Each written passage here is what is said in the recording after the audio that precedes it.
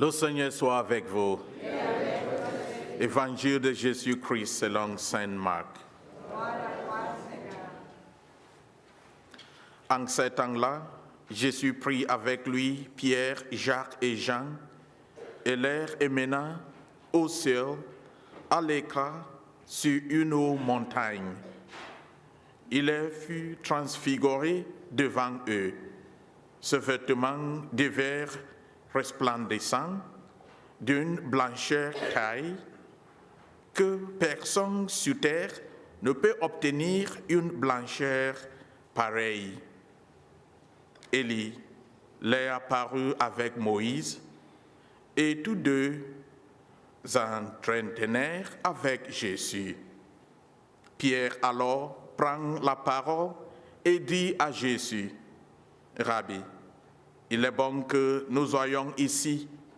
Dressons donc 3 tentes, une pour toi, une pour Moïse et une pour Élie. » De fait, Pierre ne savait que dire, tant leur frayeur était grande.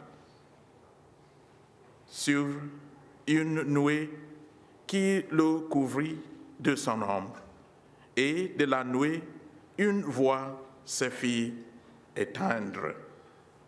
Celui-ci est mon fils bien-aimé, écoute-le. Soudain, regardant tout autour, ils ne virent plus que Jésus seul avec eux.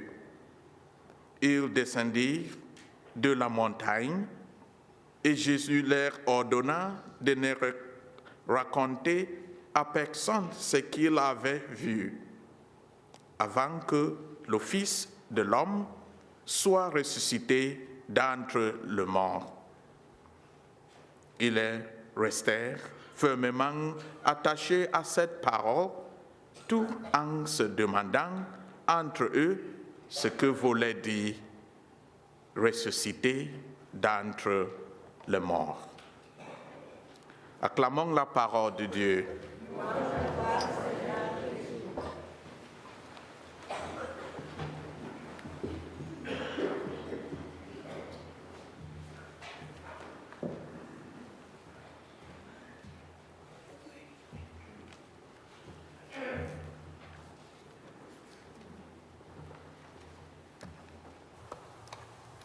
Des enfants,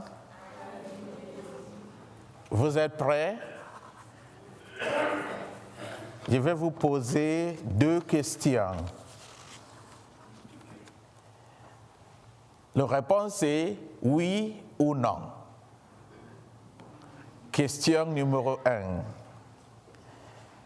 Abraham est-il notre père dans la foi? Oui ou non? Pourquoi?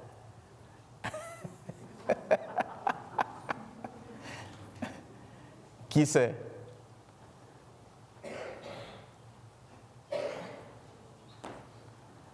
Même c'est mon serviteur, oui?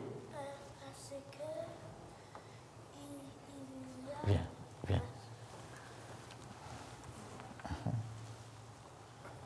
Oui, parle.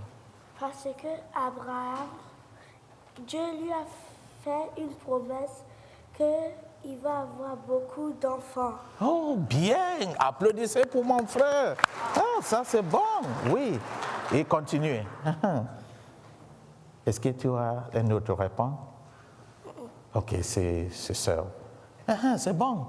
Et si Dieu, il t'a vu beaucoup d'enfants, Abraham répond de quoi?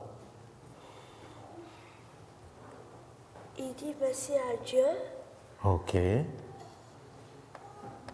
Ok. C'est bon, non? Oui. C'est bon, applaudissez pour lui. Ça, c'est bon, asseyez-vous. Ah, ça, c'est bon, oui. Parce que Dieu dit pour Abraham, je te donne beaucoup de fils. Et Abraham répond, j'accepte, avec 2 foi. Ça, c'est bon. Ok. Question numéro 2. Jésus est-il le Fils de Dieu? Jésus est-il le Fils de Dieu? Oui ou non? Pourquoi?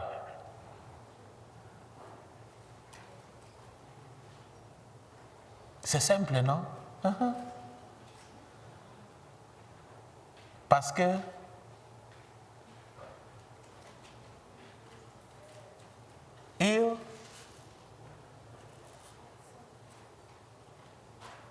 ils descendent pour Dieu.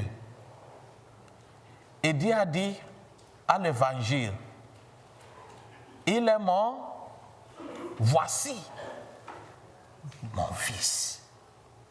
Écoute-le.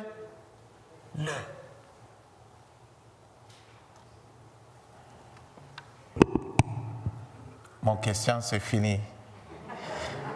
Maintenant, pour mes frères et sœurs, et pour vous aussi, mes enfants, le thème de mon homélie est « Construisez votre foi ». Construisez votre foi. Notre première lecture nous parle de la foi d'Abraham.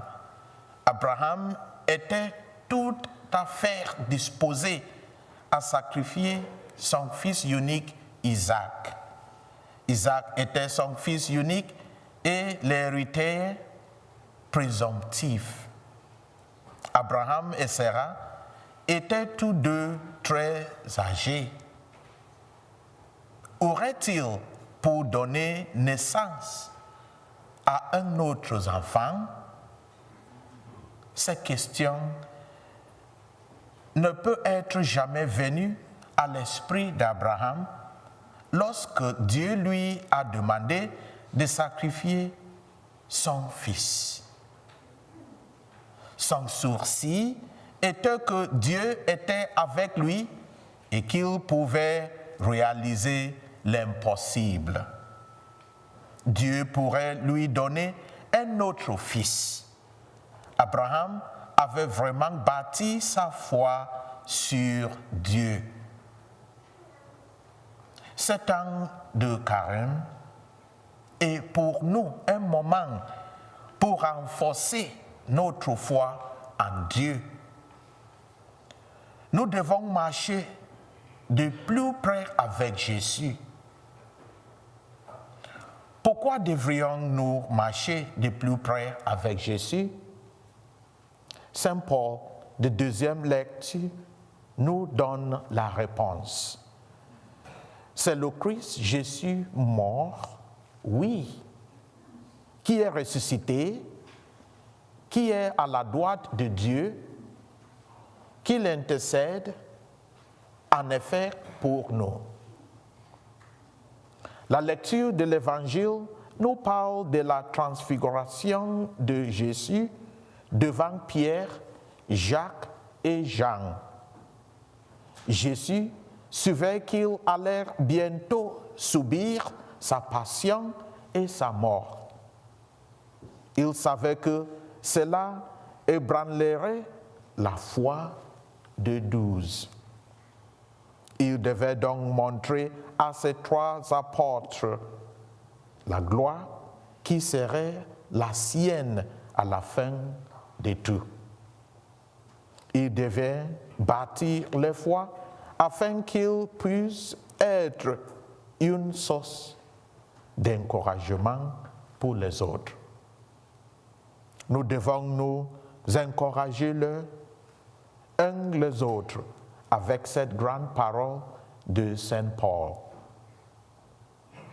Qu'est-ce qui peut nous séparer de l'amour de Christ? Est-ce qu'une épreuve ou une détresse ou une persécution ou une famine ou une épée? Seigneur Jésus, augmente ma foi. Amen.